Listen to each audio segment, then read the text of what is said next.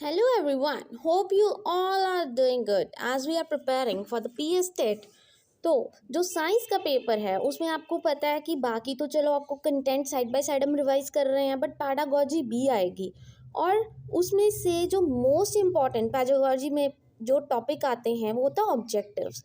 कि हम साइंस पढ़ते तो हैं और पढ़ाते भी हैं, बट हम पढ़ाते क्यों हैं साइंस, ठीक है। और ये ऑब्जेक्टिव्स है जो इनमें से ही क्वेश्चंस बन के आते हैं, उसके लिए आपको पता होना चाहिए कि एक्चुअल में ऑब्जेक्टिव्स होते क्या हैं। बिकॉज देखो, अब ऑब्जेक्टिव्स हम पढ़ लेंगे, बट उस चीज़ को आपने समझना है कि ऑब्जेक्टिव्स होते क्या हैं, ताकि अगर थोड़ा सा आगे पीछे होके भी ऑप्शंस आ जाएं तो आपको पता हो कि ऑब्जेक्टिव्स ये हमने पढ़े थे, और जो नहीं है उसको एक्सक्लूड कर दो उसमें से, ठीक है जी।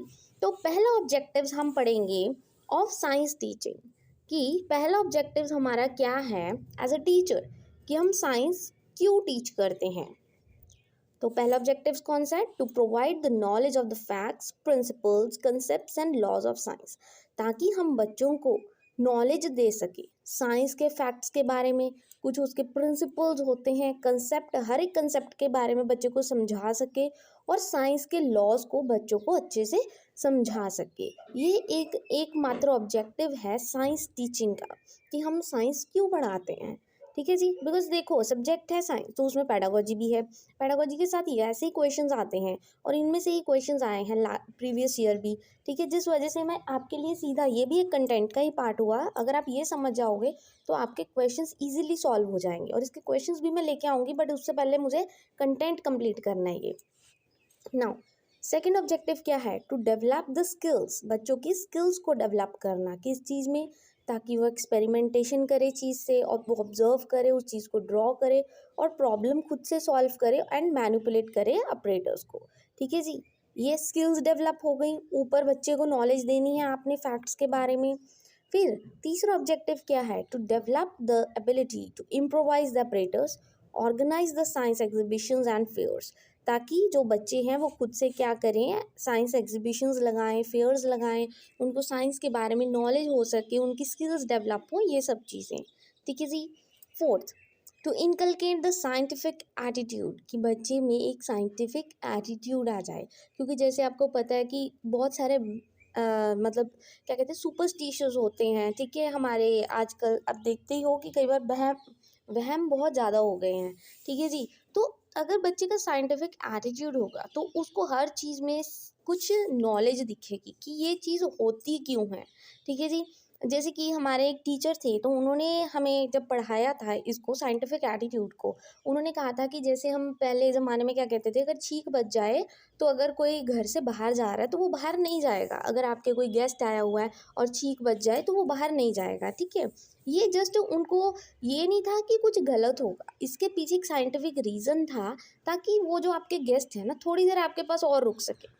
ऐसे हमारे टीचर ने हमें समझाया कि हर चीज़ में क्या है, साइंटिफिक एटीट्यूड बच्चे में लाना चाहिए, ताकि उसको पता लग गए कि ये सब कुछ नहीं होता, वहम वगैरह कुछ नहीं होते, ये सब एक साइंटिफिक चीज़ें हैं।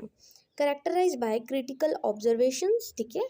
ऑब्जर्व करोगे चीज़ को, बच्चे में ओपन माइंडेडनेस आएगी, ऑब्जेक्टिविटी होगी, इम्पार्शियलिटी, क्यूरोसिटी होगी उस चीज़ को जानने की, और ऑनेस्टी होगी, मोस्ट इंपॉर्टेंट ऑनेस्टी होगी, ठीक है। ये सब कैरेक्टरिस्टिक्स, लास्ट टाइम भी ये क्वेश्चन आया था, उन्होंने पूछा था कि जब आप साइंस जैसे टीच कर रहे हो तो एज अ टीचर तो कौन कौन सी मतलब कैरेक्टरिस्टिक्स या कौन कौन सी चीज़ें आप बच्चों में देखना चाहोगे, तो उनमें से यही 4 ऑप्शन थे, ऑल ऑफ दीज आया था।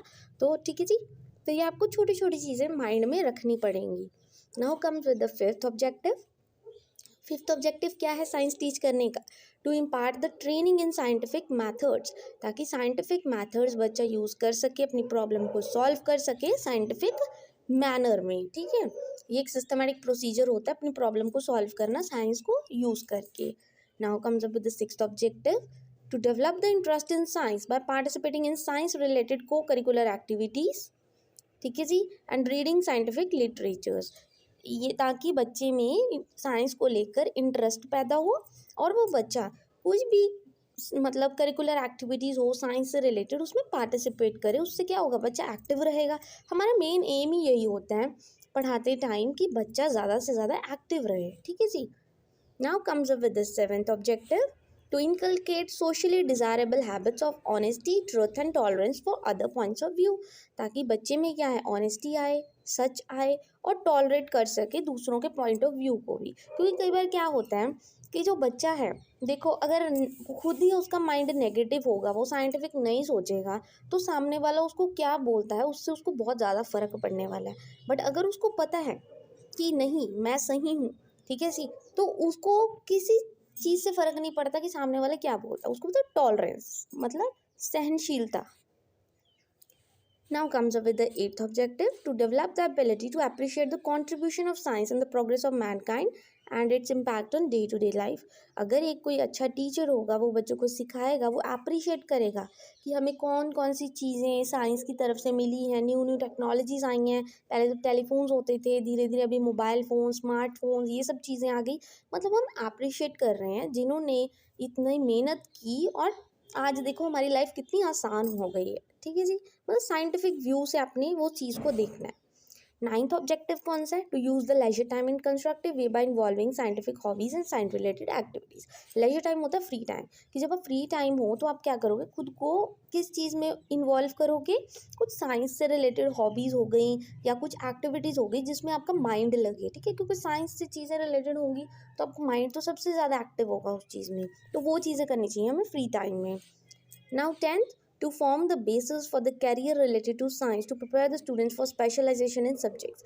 कि जैसे आपका करियर है, +2 के बाद आपने क्या करना है क्या नहीं, तो बच्चों को क्या प्रिपेयर करना चाहिए उस चीज़ के लिए, भी कौन कौन से सब्जेक्ट्स लें। जैसे बायोटेक्नोलॉजी हो गया, मेडिसिन में चले गए, इंजीनियरिंग, एस्ट्रोनॉमी, और बहुत सारी करियर जो आपको पता है, बहुत सारी आप स्कोप है आजकल तो साइंस से रिलेटेड, ठीक है। आप कुछ भी कर सकते हो, तो बच्चों को अगर नॉलेज होगी तो बच्चा आगे कुछ करेगा।